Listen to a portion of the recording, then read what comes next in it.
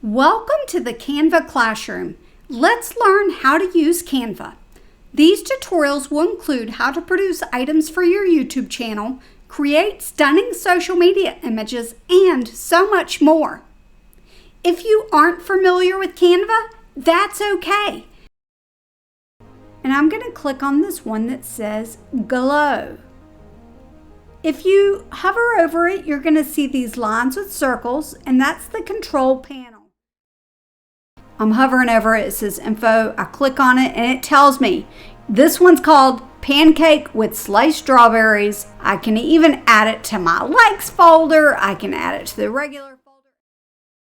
YouTube channel art. That will give you the size. That's the quickest, simplest, easiest way to get your correct dimension. 20